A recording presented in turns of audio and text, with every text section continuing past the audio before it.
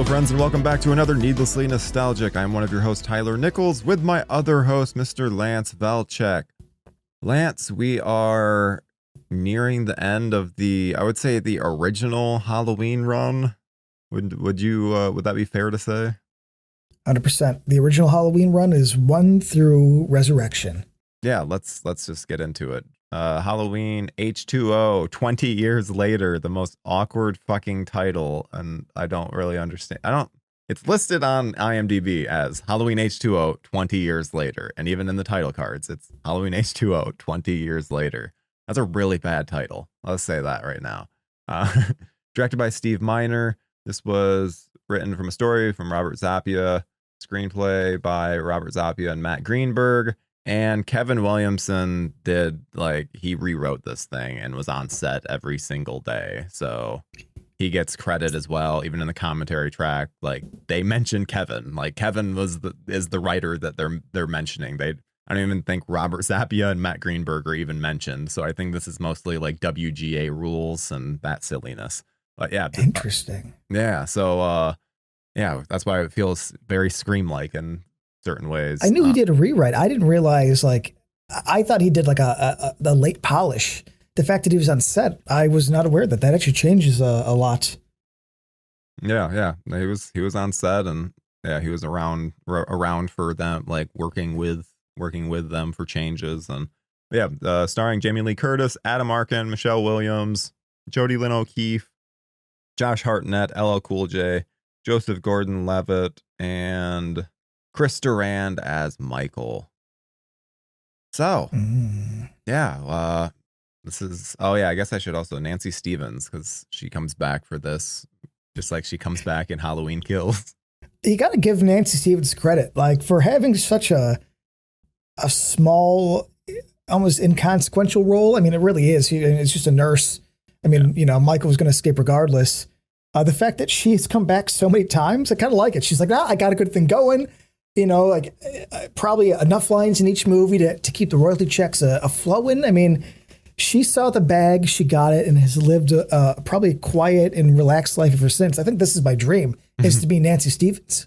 Yeah, she's absolutely killing it. I mean, I think this might be her biggest role. I mean, I guess she does get a bit to do in Halloween Kills, but she opens the film. You really get much bigger than that. Yeah, and this was, the first timeline change. So this is now saying 1 and 2 exists, nothing else has. So now this is actually Halloween 3. Yeah. I mean, isn't there's are they ignoring 4 and 5 and 6? Yeah. Yep, just 1 and 2 for this one. Oh, I guess because number 4, 5, and 6 means Jamie's dead, and I mean, I guess technically you could say she,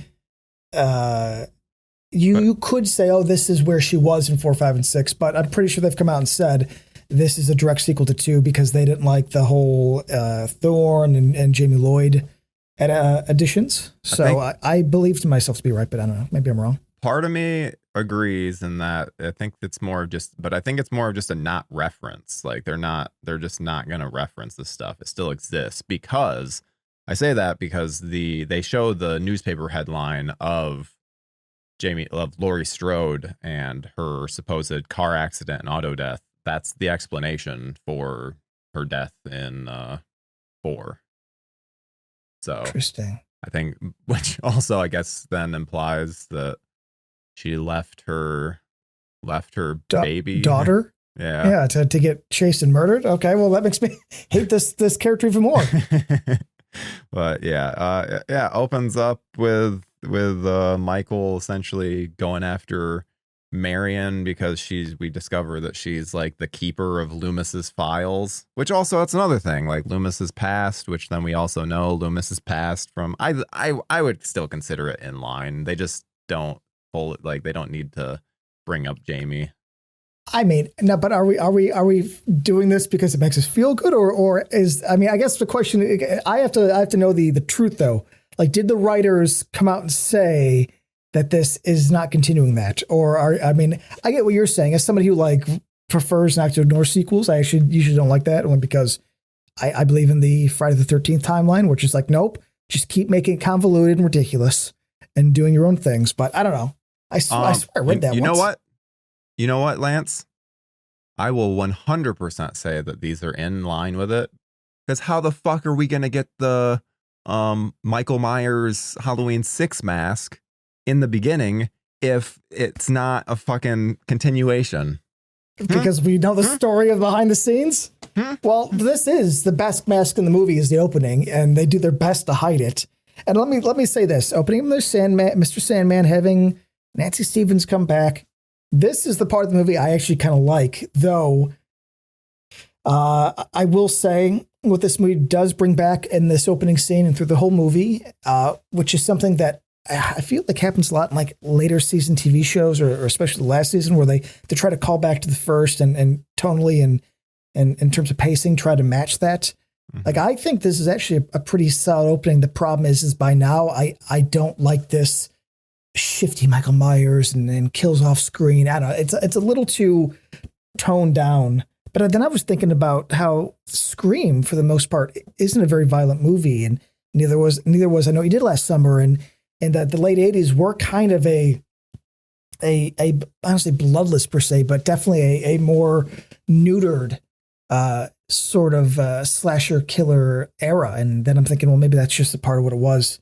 But coming after 6, where a guy's head blows up and the guy's neck just snapped and ripped off, I do find myself a little bit sad, missing, I think, more brutal deaths. But like you said earlier, Steve Miner, especially with tension, I'll give him this. So I'm going to start off positive, Tyler. I'm going to switch it up here. I think this is a pretty good opening scene. All right, I'm going to throw you for a loop here and go over some of the negatives with this opening scene, because they should, because I do like the opening scene in terms of tension. It's I just remember from watching this as a kid and how much I was like on edge. They need to hint at Michael more. Michael's not shown until that like little reveal when she goes back into the house and like is about to close the door, and you can see him behind her in the distance. When Joseph Gordon-Levitt, which by the way, Joseph Gordon-Levitt's in this fucking movie, which is crazy, but when he's going through the house, we should see hints of Michael. We should see him in the background. Like, Michael's a lurker. We need that lurking quality with him. We get it later on, so it's real weird that he's so restrained here, which I assume is the point. Like, he doesn't want to then show his hand too early. But then I'm like, then you shouldn't have shown him behind her at this point. You should have like waited even more so. It should have been all the way until the kill. Yeah, but at least once Nancy Stevens is in the other house and like the guy falls on her in the doorway that then Michael walks in. It's like that should have been the first time we see Michael, if that's what they're doing with this. Otherwise, Michael should have just been lurking. You are right. Which is funny, because I actually think that the part that sucks is when Michael shows up, because he's filming this in such a, like he's aping back to Carpenter, like Michael's very stiff and it's just like, it just seems a little weird. Her beating him down, the kills off screen, the kid falling on her, even by 98, that was a really dumb trope. I really was surprised. I was like, oh, I forgot. Like, so he got stabbed, walked out, was like just waiting at the door. It's like, come on, motherfucker, you'd be on the ground. I don't know. But you are right. I would say 100% right that you should have had like a POV of behind his mask from afar, watching Nancy Stevens looking at her broken porch light, walking in or something like that. Yeah, because we've seen that in this series so much at this point. Michael POV is such a big part of this show, like this series, I should say, that then they're not doing that. Like we get it a couple moments later on, but it's like, it's not, especially here, they should have been doing that. Now, the only reason I think they didn't, and you called it out, but him not want to show his hand, is I do think we have to step back and look at this in terms of how it was sold. So I remember how this movie was sold. They were on E! Entertainment. They were on fucking All TV, all these apps, or not apps, my gosh, all these like publications. And this was sold as a return to form. Those trashy movies that came out, fuck that. We got Jamie Lee Curtis. So I do think this is one of those things where I remember when Bowie came out of retirement after like 12 years of just basically being in the wind, he released a song. It was real slow. And he's like, well, I wanted to ease you back in. I never liked them. Like, no, boy, you should come and fucking kick the door down. And I think they probably are doing the same with this. Like, no, we'll give it some time. And then he pops up. We're going to be all, But the problem is like you said, is if I never saw a Halloween after part 2, then maybe that this anticipation would mean more. But it's like, bitch, part 6 came out in 95. That's only 3 years ago. So it hasn't been enough time without Michael Myers for me to sort of anticipate him. It's like, put him in the screen. So you're right. For a Halloween movie, they're pretending like we've had this long distance between and that they could sit there and titillate us, where it's like, no, it was 3 years ago. Yeah. I remember the mask still. Put him in the fucking scene. And it makes no sense of like, Michael's not hunt down. He'll hunt Laurie down, but he came to Marion's place in order to get the information on Laurie, which he got. So he should be out of there. Like there shouldn't even be any murders, if we're being honest. So then the fact that he then goes over and kills those 2 teens, it's like, what the fuck are you doing? Are you Ghostface? Like what's happening here? Like, that doesn't make sense. And then like the fact that then he literally tries to kill Marion, like he does kill Marion, where it's just like, what is happening? Why are these things happening? And then, I mean, I've bitched about this on so many things, so I have to bitch about it here.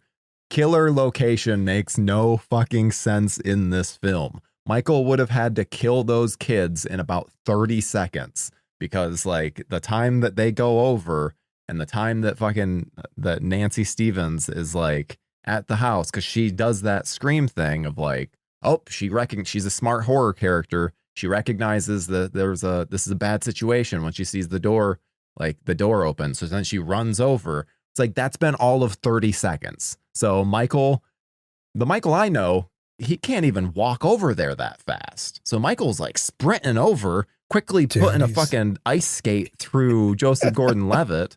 And then it's like, where the fuck is this other guy? This other guy was outside for some reason. Like, so much happened in that 30-second time span. Yeah, not making noise. The other guy didn't make any noise. I mean, as we're breaking this down, all this needed to happen as Michael was in the house looking for stuff. That's when she should have came home, and that would. But then again, as we're talking about this, as much as I was saying, I do like how this seems filmed in tension. I also think it's kind of stupid that Michael's like doing detective work at this point. Not that Michael needs to be an imbecile. He's not special needs like Jason Voorhees, but I also, him being too strategic is weird. So I don't know. I'm a little off. So it's like he's been hiding out for 20 years and now he's like getting shit done. He's like peeping through stuff. He has a mask on. So it's like Michael with a mask getting stuff done is just a little weird. But I guess I've been very okay with a lot of things. So I'm not going to harp too much on it, but him still being there doesn't make sense. Yeah. Like, especially because it's a slow opening. She pulls up. So we would need to have established that he was in the office at that point. Like you see the eye holes. He looks out and realizes she pulls in. That could have, gave me some sort of, oh shit, don't go in the house, don't go in the house. Yeah. But you're right though, because he got the information and then he's fucking standing around, but not in the house. So he's outside somewhere. So he's in the backyard, just kind of waiting around. And then he's like, wow, people are here instead of, then again, how'd he get there? Because he took her car. I'm assuming there's not like an abandoned car. I guess I'm getting too deep in H2O's beginning. I'm sorry. Also, you're big on locations in Illinois. Where's Langdon, Illinois? Oh, I didn't even look it up. I don't think it's real. It's probably fake. Actually, well, let's do it now. Maybe Langdon, Illinois is real. It's showing up as fictional town and. Wait, how do you spell it? Oh, it is. Yeah, you're right. It's this fictional town in the Halloween franchise. Depicted as a similar size to Haddonfield. Well, why not just use Haddonfield? Why not just use Haddonfield? Or Smith's Grove? Something that we already have established in the series. Because she's still a nurse. So yeah, have her still work. I mean, she should be retiring from Smith's Grove and maybe even doing some side work. Because she's still a nurse in this. She shows up in her nurse costume, or outfit, I should say. Yeah. Uniform, if I'm being, correct. But yeah, it doesn't make any sense. I do like, though, for the small shot we get, it does feel October-y and at least like the leaves on the ground. It's wet. Like this at least has that Halloween feel, the carving pumpkin. I did like that. I think that might be doing a lot of heavy lifting because now that I'm talking to you, I think I like this opening less. I think you just took away some of the little joy that I had. Let me ask you though, because then they cut back to the house, the police, and we're setting up because I did miss the car accident clipping. So I guess that does throw a wrench into my reboot argument. But what are your thoughts on the voice actor that's doing Loomis? I remember it being better. Yeah, I remember it being better too. Maybe, maybe it's because I think that the guy who does it in, which I say that and then it's going to end up being the exact same actor. I should probably look this up. Guy in Kills? But yeah, I feel like the guy in Kills does a better job with it than what we're getting. Agree. I felt like he had the tone of the voice right, but like his phrasing was a little too British, just a little too. Yep. Yeah, definitely. And it's not listed under Tom Kane. I'm trying to figure out quickly who did the voice, but of like in Kills, because it's definitely not the same person. I like it a bit more. The voice is Colin Mahan. I don't know who that is. Look up where he's from, though. It would make me really happy if I found out he was from Ohio or Wisconsin, somewhere just far away from across the pond. Yeah, I don't think it's across the pond. Good. It doesn't. I don't have there's not that much information on him, but based on what his other work is, it doesn't look. All right. Well, I'm going to say British. Here he's from Michigan. Let's say Michigan. You're from Michigan. Let's put him in Michigan. Yeah. Go blue, right? Is that what you guys say? Go blue? Or is that blue. It? Okay. Look at that. I have a reference.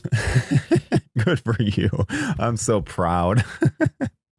I do like the catch up though. Listen, I'm an old fashioned guy. I'm a sucker for montage newspaper clippings, even if it's going to lead to a movie that I'm going to sit here and shit on. I will say outside, if you take away the narration, which obviously is just holding your hand, just showing this stuff, I think I'm actually pretty okay with. I do think this is a fun little catch up and opening, and seeing all like the tracking of Myers. I think that stuff's kind of cool. I kind of wish that was used more in movies. No. Like, okay, if this killer's been around, that kind of method of I don't know, clippings and trackings and stuff. I just think that's fun. That's a fun little thing that we don't do as much. Did you notice too that it's not like the clippings that are on the board? They're not like this. They're not just screenshots or production stills or anything like that from the prior movies. A lot of the stuff is just clearly shit that they shot separately. It's just some generic actor with like blood on them sprawled around like a crime scene. Like good. That's how I would do it. Exactly. Yeah, that's fun. Yeah. I mean, nowadays it'd probably just be fucking AI generated. Yeah, there is something about having to make shit and put it up there, and I like I said, and especially because this is, at least how they presented it, Return to Form. I do love, all the callbacks. Like this is how you do callbacks to me. Instead of doing the same joke twice or having the same scene, I'm far more liberal and okay with this kind of stuff. Even having Jamie Lee Curtis's actual high school photo, stuff like that. I'm like, okay, I like that. Yeah, that's fun. Though I'm kind of shocked you didn't bring this up. That vehicle that Michael steals, like that is not a silent car. That is a very loud car. So I love that the whole excuse is like, yeah, he slowly slinks out while the cops are like going in the back, and then like turns on the headlights last second, where it's like you would have heard that car start up. You would have heard it start driving away. Like that's a loud like muscle car. Well, it's an 80s car, I believe. So yeah, no, they weren't silent. I had a boat. That was my first car, and I remember like at the sound of it idling, you can hear over like some motorcycle. So no, I mean I have to. Him stealing your car thing is just dumb because again, how did he get there? Yeah. Is he walking? Is he walking with the mask? Because there's a difference between just kind of dicking around in Haddonfield on Halloween Day as opposed to like walking in what looks to be a nice, maybe even gated suburb. It's stupid. Yeah. But no, you're 100% right. Him driving off, it's like the headlights make the car silent when they're off. It's like, that's kind of stupid. Yeah. Though, I do like that he gets that creepy truck. If he has to drive anything, the one that he steals at the rest station, that should have been the one he was driving the whole time. It almost has like a Jeepers Creepers feel to me. Like it's weird enough where I'm like, what the fuck is that truck? That's a scary truck. That's a Michael Myers truck. You should be driving that thing. One, it's the funny thing too is that okay, so he's going from Illinois to California. And the only reason he has to switch vehicles is because he tears the tire on the muscle car. Where it's like, okay, that means Michael's stopping for gas all the time. I love that whole idea. It does bring up a lot of questions because getting through the I don't want to say back hills of Illinois, because obviously that doesn't make any sense in a flat state. Yeah. But I'm more willing to accept that these small podunk towns he's getting through, because Haddonfield is supposed to be small and Smiths Grove is small. But if you're traversing from a suburb of Chicago, or at least let's just say central Illinois, which I think I figured out part 6 where Haddonfield is, to California, that leads to so many different questions that now the movie, even if it was good, is stupid. Yeah. She should not have been in California. She should have been in Indiana. She should have been in Michigan, Wisconsin. Yeah, a surrounding state, but him fucking traversing on 294 all the way to California. It's like through how many counties? And he's wearing that mask the whole time. Speed too? Because there's speed traps when you go over state lines. So is he making sure he's going under 55? It's like, dude, and you're right though, because you're gonna have to get gas. You cannot go from a full tank from where he's at to California. You cannot. Yep. Especially in both of those vehicles are not getting the best gas mileage. The truck is getting even less. Some motherfucker's stopping for more gas just to get to Miss Jamie Lee Curtis. One like that mom and her daughter was like, why are they driving that old Addams Family vehicle? That's what I'm saying. It fits Myers. Also, I know he doesn't kill kids, even though I still am very iffy on where that was actually set up. The fact that he didn't kill the mom at all. It's weird that Michael killed the teenage boys, killed Miriam, but then the mom lives. It's like, is it because she had a kid? Is he that conscious of people's lives? That's one of those things where the tension is fine, but even as a kid, I was like, oh, you should have murdered her. Or she gets attacked, tells the kid to run out, the kid runs out and runs around, and then she gets stabbed and grabs the keys and gets the car. Maybe I'm just making up a kill for the sake of a kill, but it seems a little odd that the Michael Myers that we know that she kind of wandered and killed through the entire series seems to let her live just based on the fact that she has her child with her. I don't know. Maybe it's breaking rules that don't exist, but I'm a little iffy on it. I think that he would have killed her if he had to open that door to get her keys. I think the only thing that saves her is her putting her bag down with her keys just right out there, because Michael just yoinks it and fucking takes that purse, digs through, takes the keys on the way to the car. I think she doesn't do that, then he's fucking slamming that thing open and probably killing her. But what kind of person goes to a rest stop where you can't really lock the outside door and then leaves your purse outside the stall? Someone who she's probably like, I have no idea why I did that. Saved my life. Yeah, I guess. You should have kicked in the door, killed her. I should have got a cool kill.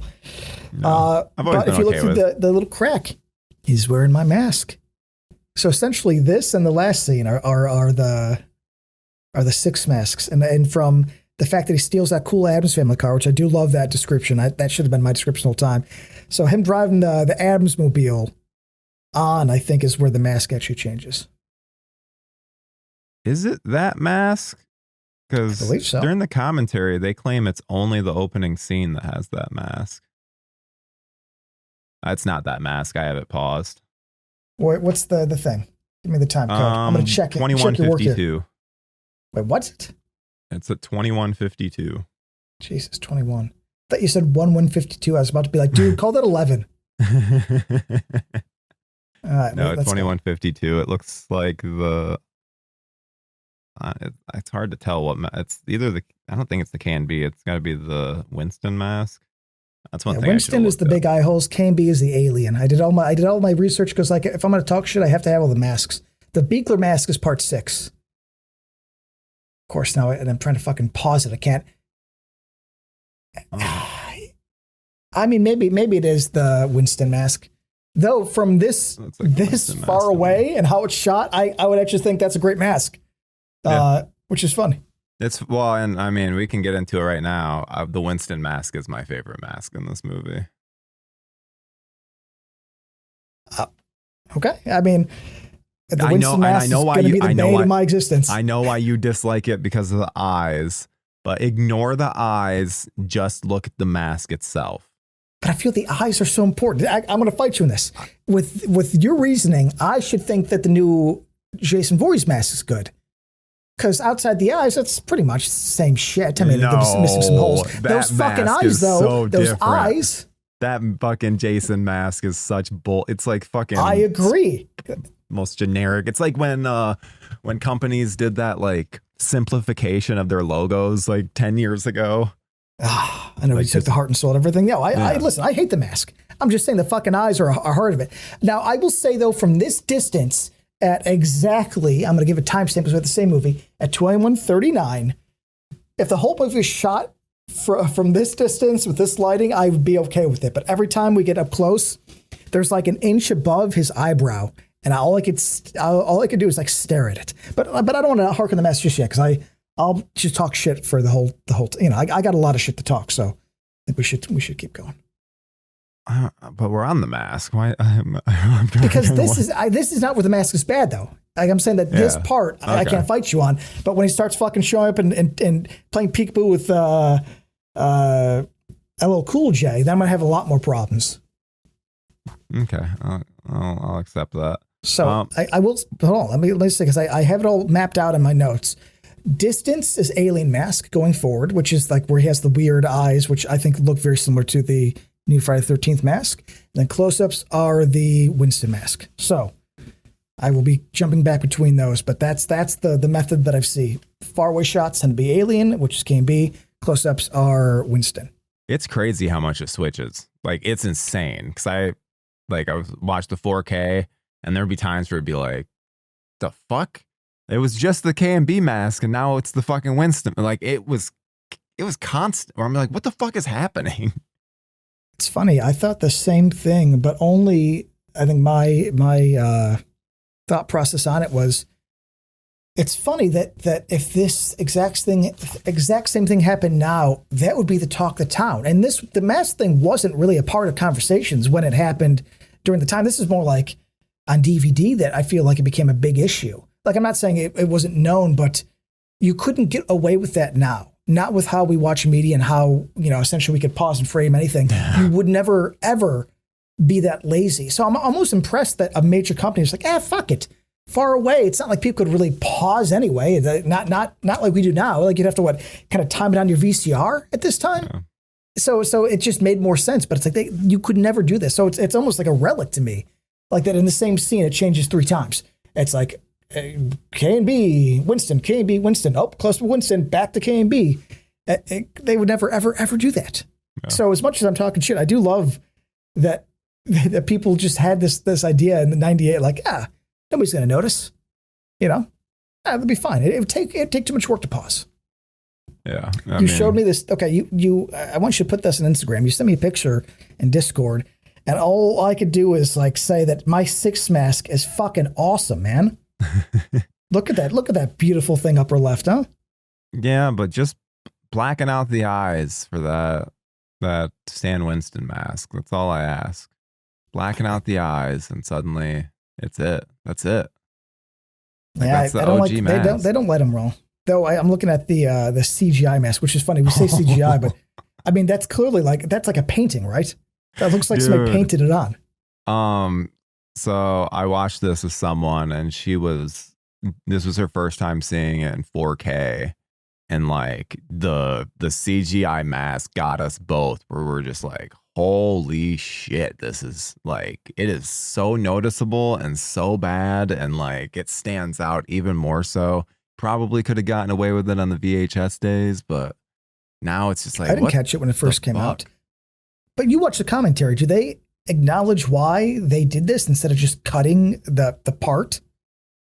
I didn't get to that part in the commentary. Plus, dude, honestly, the commentary's so all over the place because it's just Jamie Lee Curtis, Steve Miner, and the guy from Hallowed Horror Grounds, where then he's trying to like ask questions, but and most of the questions aren't like super pertaining to like the specific scene they're on. So I don't know how much it's really even addressed. Because I will say they tell a great story. Like Jamie Lee Curtis mentions at the beginning of this all came about because she noticed the 20-year anniversary was coming up. And so she asked John Carpenter and Deborah Hill out to lunch to just talk about stuff. And they were both kind of like, oh, or they were all three of them being like, oh, well, I mean, we're all in the industry still. It's like, wouldn't be interesting to revisit this film. And Carpenter being Carpenter, he really wanted compensation for all the shit he wasn't paid for the other sequels. And so he definitely was asking a fair share for a fair share amount of money. And that wasn't going to happen. So he left the project. And it sounds like Deborah Hill like just slowly left the project. She just kind of, I don't know if it was forced out, but it sounds like it was just just lack of interest on her part. The more shifting things, especially because Dimension was involved with this. Dimension's very hands-on, I guess I'll say touchy. Yeah, and so I don't think Deborah Hill was a big fan of that. So what started as a return of the trio, getting to turn to Halloween, ended up just becoming Jamie Lee Curtis, where she was like lied to, and her big thing was wanting to do a definitive ending. And then she found out a week before filming that Malek Akkad actually had it in his contract that you can never kill off Michael Myers. Yeah, they filmed the beginning of 8 at the same time as they did the ending of this one. Yeah. Yep. Yeah, they did. And like, I guess Jamie Lee was real pissed about the whole thing, but her being a professional, she was like, we were a week before production.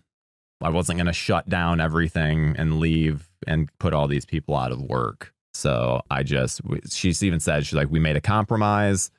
They agreed with me of like that as long as Laurie doesn't know, then it's okay. As long as Laurie doesn't know about the switch, it's okay in that it gives her that ending. So yeah, but then unfortunately we'll get into it in the next episode in terms of what went on with that. I will say though, if you do a little research, you realize that Jamie Lee Curtis was 40 years old during, or at least 39 to 40 during the making of this. And all I could think is like, I wonder why she'd come back and do this movie. And you tell me about the 20-year anniversary and stuff, and all I could think of is Midlife Crisis. This is her escape from LA. Yeah. She's getting a little old, realizing, oh shit, time's going fast. Let's go back to my iconic character. Yeah, and I mean, she had so much fun on the first one, and it was such like a bonding thing. I'm sure wanting to relive a bit of her youth, which then obviously with Carpenter and Hill leaving, kind of got rid of that element. But at a certain point, you're already on board, and I know they paid her well for it. So at a certain point, you just have to go, okay. Though I do, now that we're talking, in the current time, looking in the past, I do wish now that, you tell me this story that, because I think I do remember Carpenter being involved a little and then he got screwed out of something. I kind of wish that Jamie Lee Curtis, Carpenter, and Deborah Hill had more of a suicide pact. Like either the movie gets made with all of us or none of us. Yeah. Though, as I say that, as somebody who has a hatred for Escape from LA, maybe Carpenter wasn't in the game as much as he should have been at this time anyway, because this was not too far away from, I think, your favorite movie ever, which was Ghost of Mars. So, would the Carpenter that I love have been able to do a good sequel? I don't know. I love the man, but he did his grumpiness and cynicism. I do think, really manifested in some weird ways in his older years. Yeah, I mean, instead of 1998, this would have been vampires. Instead of doing Halloween, far better. Yeah, he decided to do vampires. So smart move, right? Which I'm not. Fuck that. You can listen to our episode on vampires if you're curious about that. Which I should mention. Fuck you. I'm trying to bait you a little. I know you are. But that episode on vampires actually is a interesting one because it was when my audio recorder was dying, and so I had to like pitch shift my voice because my voice was like super deep like this, and like even before we recorded, you're like, "Are you like sick or something?" I was like, "Oh yeah, which I was sick. I was like coming off of a sickness, so that's what I thought that it was." And then I went into the edit and was like, "Oh my god, you had to deal with this the whole time. I'm sorry." And I was able to pitch shift it down, but there is like some weird stuff with my voice in that episode. But all to say, definitely check that out. It's a very fun episode because Lance and I sparred a bit during it, and those are always good episodes. So. But yeah, we did not get Carpenter for this, and I don't even know what that movie would have been because obviously the script wasn't finalized essentially the most of the time. Like Williamson was doing little rewrites throughout. I assume he wasn't going to sign, and they weren't. I assume the script wasn't going to be written until he signed on, and then that fell apart. So because even if you take away Kevin Williamson off of this script, this just doesn't seem like something Carpenter would do. It just seems a little too repetitive for him. I don't know, because he's also super weird about Halloween. Like he loves your specs, but like every time you watch an interview, it's just more like, I did it. Yeah. Like he clearly has that it's my first movie mentality. I mean, he hasn't disowned it like, some directors from the earlier work, but it definitely, I think is one of those things where he's more like, it was fun. Did my early work. It was his third movie. Come on. We did a whole extravaganza on this. Okay. We're going to really call Dark Star and Elvis movies.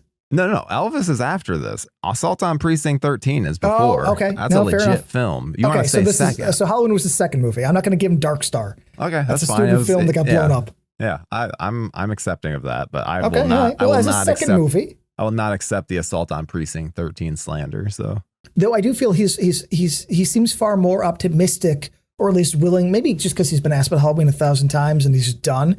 But I do feel like he seems more open to talk about Assault than Halloween. Yeah. So that is always surprising to me. But again, this became such an iconic thing that he's probably, it's the Wes Craven thing with Freddy Krueger where, he's like, there's one good one.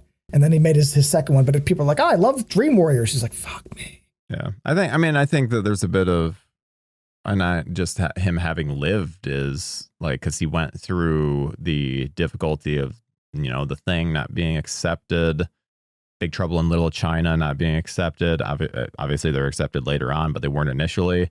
And Halloween, because he even mentions it on the commentary of like, yeah, there were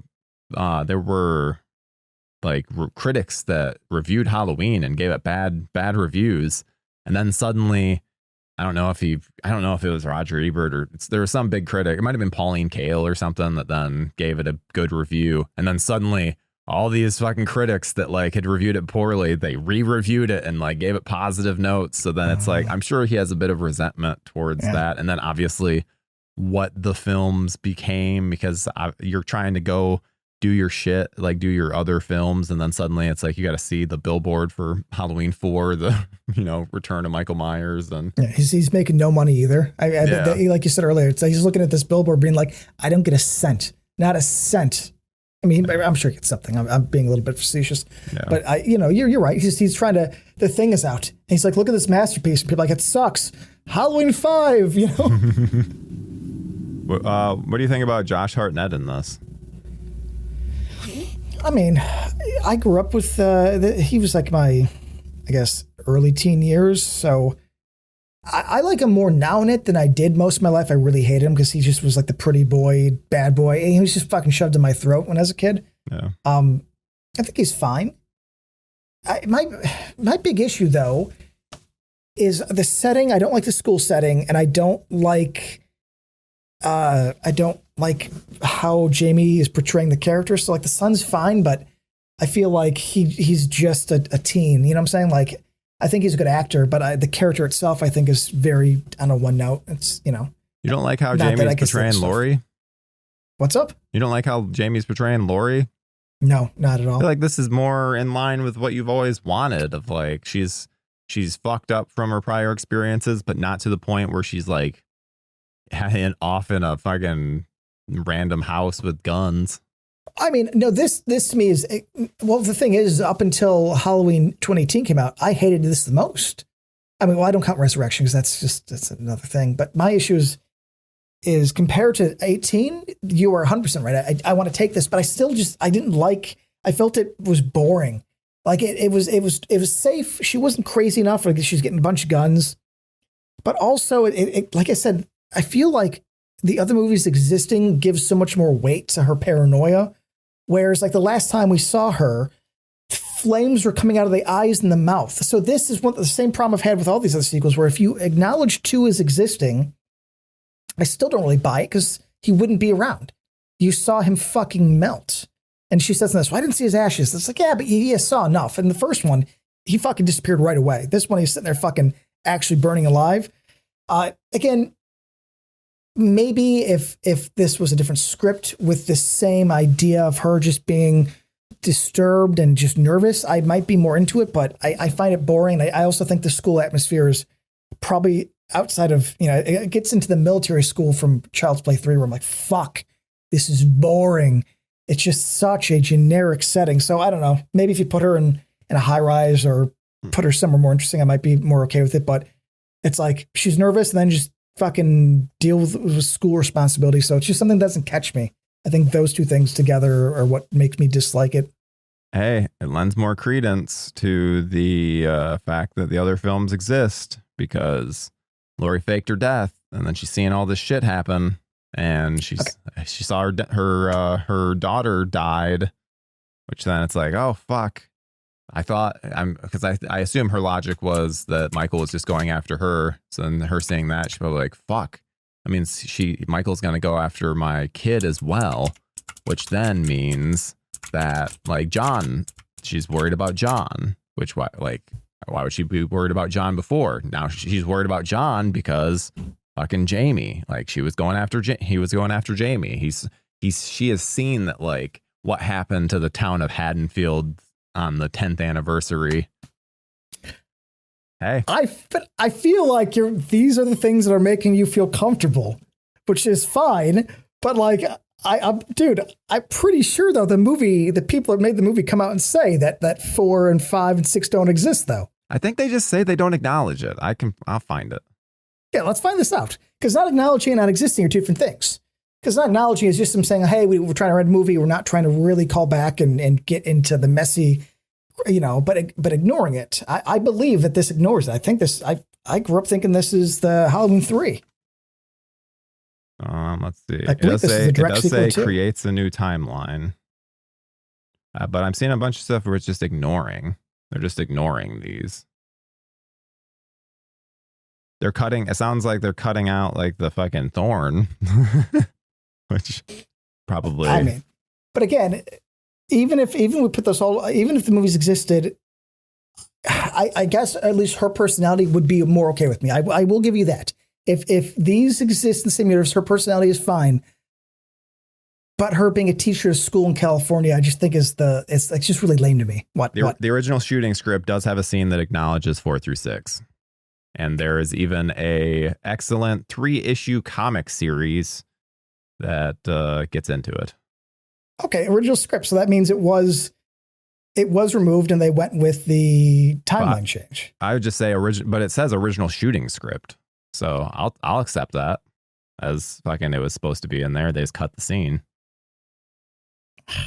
I don't know.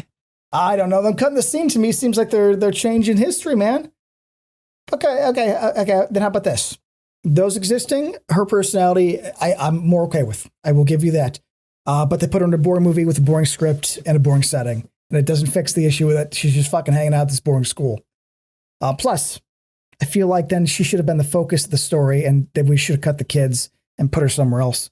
Because then we could explore, I think, this a little bit more. Because in the movie, she just basically gets scared of reflections for 90 minutes. Like that's the...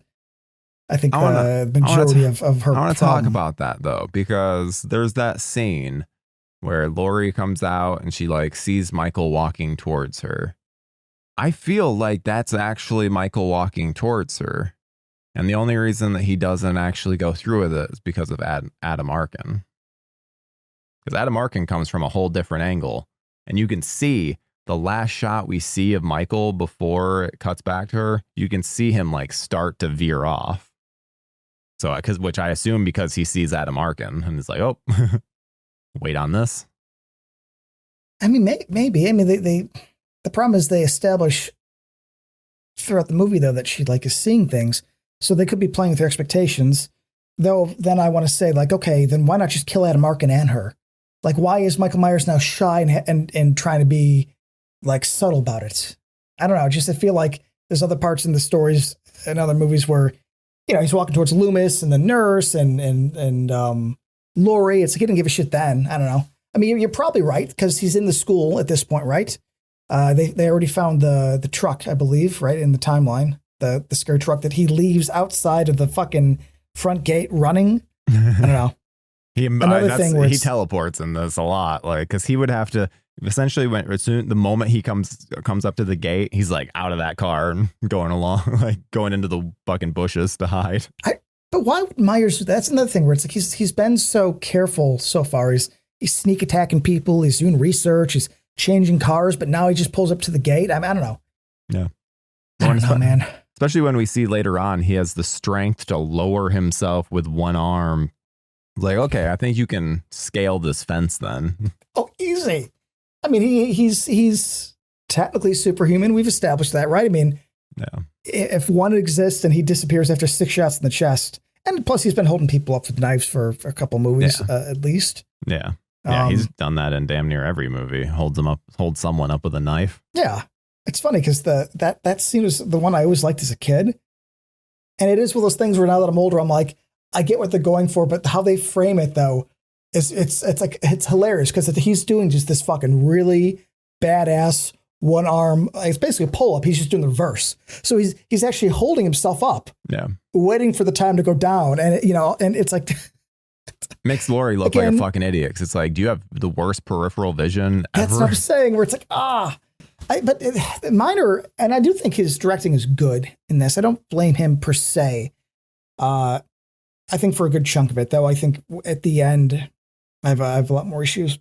But I do think he frames Michael weirdly in this. I know you're not going to agree with me because I know you like this.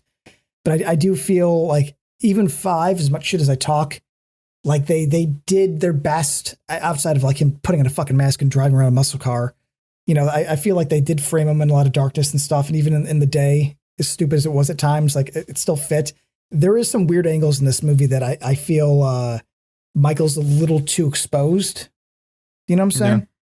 Yeah, I'd agree. But also, I like Michael in the daylight, so I don't mind him being exposed. I think your biggest issue would just be the eyes.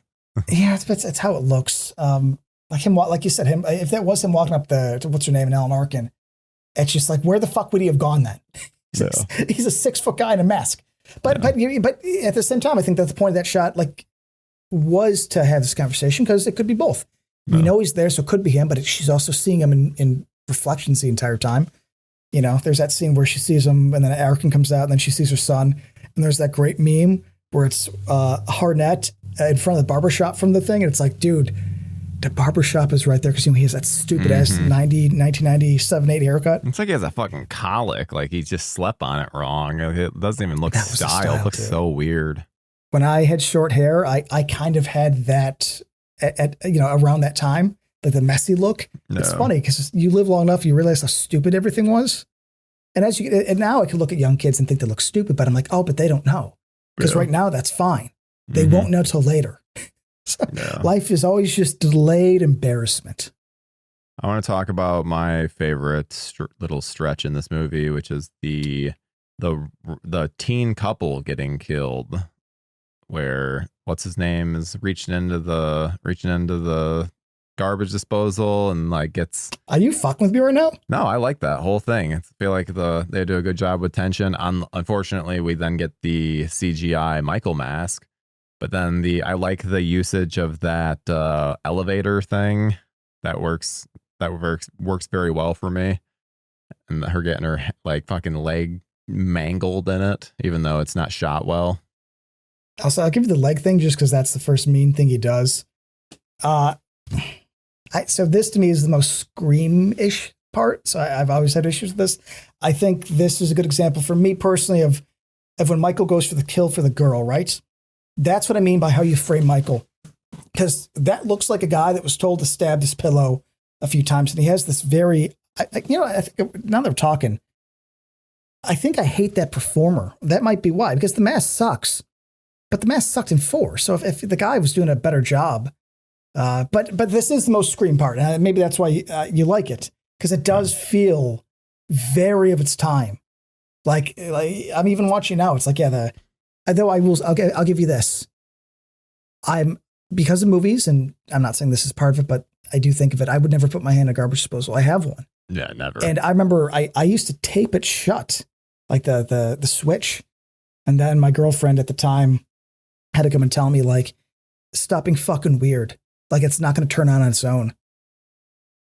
No. But just, I don't know. I feel like this has that sort of the pullbacks, like there's more movement in the shot. So I'll give you that. I'll give you like directing wise. Actually, I don't mind it though. Like I said, I think it's very indicative of the era. I bet you love the shot of the close up to Michael's eye that has the reflection of the kid in it. I mean, it looks like Scream. Yeah, it's just funny. I don't hate that as much just because it's super stylized. Like that should be the only part in the movie where they show his eye. I think that would be a cool little moment. Like that's the one. Yeah. But I just wish all these kills were meaner and gorier. This is it, man. This is my problem. Is that this is really trying to be a callback to the original. And I personally, and this is not a common opinion. I'm pretty much in the minority of this movie because I think this has come around quite a bit. I'm pretty sure you are fucking right in line with the temperature of pop culture. But everything's so fucking tame. And it's like 6 was mean. Why isn't this mean? And I know why, because they are harking back to the original tone. And why I'm grumpy is because I don't want to go back to original tone. I want fucking Michael Myers to be meaner, more violent, and more angry. Which is why you're going to love I'm not saying that's Resurrection. Right. Wait, what? That's why you're going to love Resurrection. Oh, fuck off. It's technically meaner. I mean, I don't know. I feel like... let's see. I haven't seen one. Maybe it is. I remember Michael Myers getting like made fun of and talk shit and then he like walks away. That's like my big takeaway from that movie. No. When he gets like chewed out and he goes like, meow, meow. Yeah, I mean, that definitely happens. Michael's a little bitch in it. But hey, I want to talk about what is like widely considered the most like, I don't know, iconic scene of the film, which is the Laurie and Michael looking at each other through the door. Because it changed. I think like the original trailer had the K&B mask. Yeah.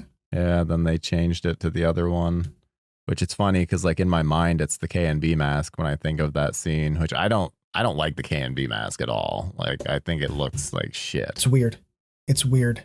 I mean, listen, I'm not trying to be negative Nancy here, but you know that I hate the scene. Because it's exactly what I don't want from Myers, which is like brightly fucking lit. His eyes are super expressive. You could see like an inch like above, below. It's like, though them going for the keys and him trying to get the gate, like I'll give you that. That's fun. I might be, grumpy Grumperton here, but like I even remember liking that part as a kid. That's like the fucking mask, man. Do you think that they glued the edges like onto his orbitals so that you could see? Because everything, it does feel very like tight against his eyes. I don't know. I just assumed the mask was too tight for the actor and they liked that look. I mean, that's the only way it can be because it never moves.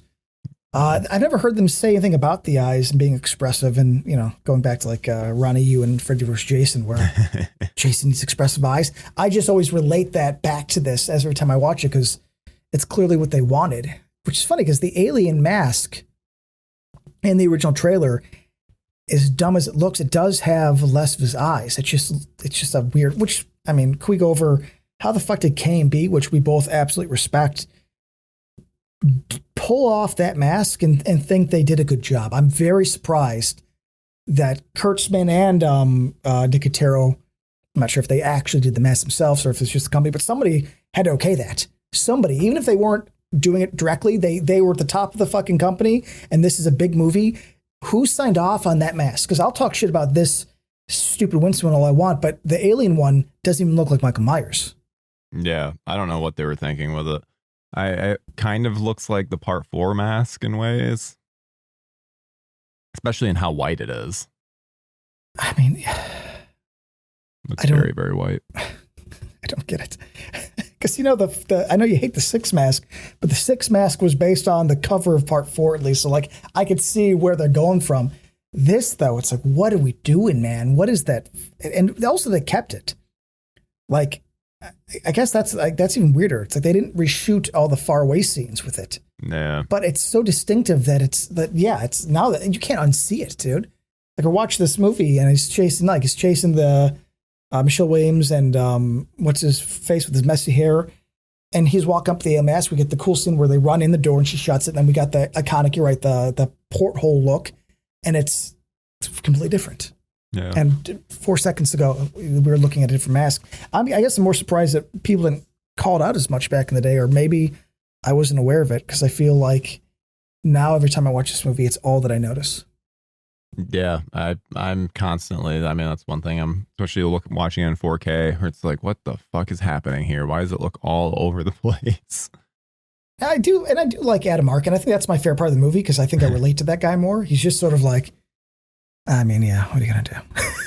Like, yeah. I mean, and also just to say, like, credits are rolling in this film at like a minute or an hour 21. Like, this is a svelte movie. This is very fast paced. This is very, like, things move. Because there's not much. I feel like this is a movie that should have been not 2 hours, but maybe an hour 45. Do you agree? I think this is kind of we absolutely should have fleshed things out. And maybe that's my problem with the script, is that, like, we're just moving all over the place. Like, nothing's really going down, especially for, like, the return of Myers and Jamie Lee Curtis, Laurie Strode.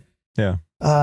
You know, I did like the fight when I was a kid. I don't know. I'm a little iffy on it now. I mean, I'm shocked that like the elements of the fight, like her fucking under the tables, shouldn't work, but I do think it's shot in a way that it doesn't look silly.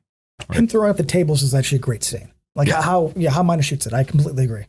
But she's like rolling, under him. Like, even watching, I'm like, the concept of this should be so cheesy, but for some reason it's working. Even Michael walking across them, like, I'm shocked that it actually doesn't come across as bad as it should. Yeah, you're right. It's how they film. Because if we were put just another camera, like a wide angle from the top, it would be the silliest thing we've ever seen. Yeah.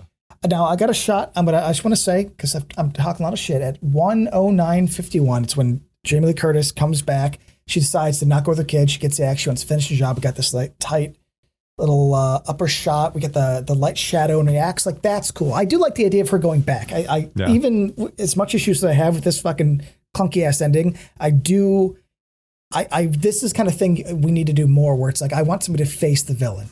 And for her, it makes sense. She's lived through it twice at least. Yeah, she's sick of running. She's like, no, I have to confront this, which I think is very Laurie Strode and works well. Like, she was, you know, she definitely was not going to cower. Though, you know, it's same within 2018, where I feel like I wish they had a better plan. I do think how they set her up in this movie, she should have a plan. But then again, in 2018, they did it, and her plan was to shut all the lights off and hide in the dark of a guy who's really good at fucking moving in the dark. So I guess Laurie's never really had a great plan, you know? Yeah. Like, where's the extra gun she has? Well, and to be fair, even after I said it, like, it's very Laurie Strode, and it's like, it's actually not, based on the first 2 films that we've seen. Like, she is still like a runner. She is still like a hider. She is still like just wants out of this situation. This feels very Sidney Prescott, which that's a good point. Like, but Williamson. Laurie, and that is probably a Williamson rewrite. But Laurie was never like a coward. Like, she did fight back when it came down to it. So, I mean, I guess for the early 70s or mid 70s, when the Halloween came out, was that 77? 78. 70. Oh, Jesus. Okay, late 70s. I mean, I guess, you know, because I feel like the early Halloween 80s, you might be able to talk 20 this more. years later, Lance. Come on. I'm not doing math. I'm not doing any math. I know what's going on. I had to look up how old she was in this movie. And I think she was in 58 and this is 90. And I still had to be like, wait, how many years is that? But I mean, you know, I guess I'm trying to be optimistic and say that I think slasher heroines were weaker after her. Yeah. But then again, maybe I am conflating a lot of what Sydney did and retroactively applying it to Laurie. But I don't know. Like I always think of the girl in like Texas Chainsaw who just screamed the whole time, you know? Yeah. But that's true. One fucking LL Cool J gets shot and like somehow survives in the end. And he's not only does he survive, but like we saw how much blood he lost. And he's literally walking around after and like on the cell phone with his wife, which I want to mention too. His wife, it could be girlfriend. I think it's wife though, is giving him shit for his writing. And it's like, he's paying the bills. It's not like he's like unemployed trying to be a writer. It's like, no, this is something he's doing on the side to then potentially like blow up into something. It's like, quit having an issue with this. Yeah, his whole arc in this is weird. Yeah, it is. And him surviving is to me a rewrite. It's Van Peebles and Jaws 4, same thing where he's supposed to be dead. Yeah. The audience are probably like, "No, we like Cool J," and then I had to bring him back. Yeah, because like what Arkin had to die and Cool J survived. It's like Arkin was the most reasonable person this entire movie. In fact, everybody should have been dead but Arkin. Like Arkin should have been the hero of the movie. Just like I don't know, we should probably just leave. Yeah, I really like Adam Arkin, and I didn't ever really think much of his character until just getting older and then being like, yeah, I dig this guy. Though it is funny because he still calls her Carrie, and it's like, you've learned that she's not Carrie, she's fucking Laurie Strode. But I guess that's just a thing. That's what he knows her as. That's all. And I should also say, I think I've been calling him Alan Arkin this entire time instead of Adam Arkin. I think I'm mixing my Arkins up. Yeah, but, Alan's his dad. But I'd like the Arkin family, and you know, he just doesn't really fit in this movie. Like just based on the writing, everybody's like really like catchy and cool and interesting, and he's, I don't want to say cynical, but he just seems like he just has a tiredness to him that I really respect. Like he's never emotional. He's just like, I mean, he's dealing with fucking Laurie Strode. That's who he's been dating. Laurie Strode, who's like living at this prep school with all these teenagers. She's going like, crazy. How about this? Maybe keep the school open and have Michael kill like 30 kids. You know, it's like they had to close it. Everybody had to go on a field trip, and it's like, this giant school, and there's like 3 deaths in this movie. Yeah, I mean, if you're gonna have all these kids, then yeah, they should have taken more advantage of it. So it goes from everything ramps up incredibly quickly. It kills those 2 teenagers, then it's like, oh, okay, we're in our 3rd act, where it's like, maybe kill the teenagers and like spread shit out a bit. But yeah, now that you say it, he kills the 2 kids in the beginning, the dude from 30 Rock from the Sun and the other guy, and then nothing until the other teens. You're right. It's like that's too long of a. I mean, you don't have to have the Roger Corman thing and say every 10 minutes, but something, man. Yeah, he should have killed that mom. I'm going back to that now. He should have killed Janet Leigh. Janet Leigh leaves in her dumb psycho car. Like, yeah, just kill her off.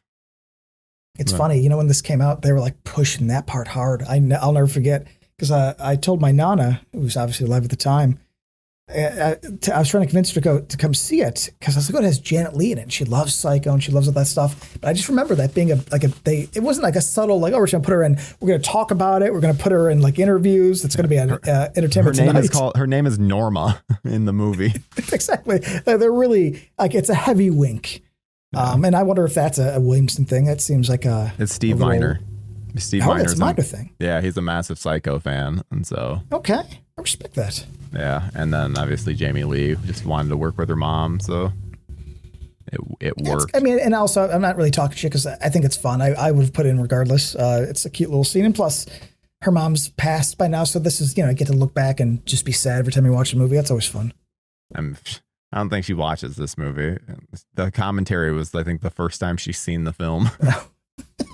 Because she was like getting mad when Miner and what's his name weren't like warning her about scary parts. Oh my God. Yeah, it's a rough commentary to listen to. I love Jamie Lee, but she clearly does not like horror movies. And it's like, then don't do the commentary. Just fucking do interviews about it for the Blu-ray. Don't get emotional in commentaries. Yeah. I love how Lori takes the cop's gun and then like fucking takes the car. This is the exact like this The energy van. is what I wish we had more of because if in a vacuum, I kind of like this scene. I like that she knows it's going to happen. I like that he clearly waits long enough time to get up so that like that delay.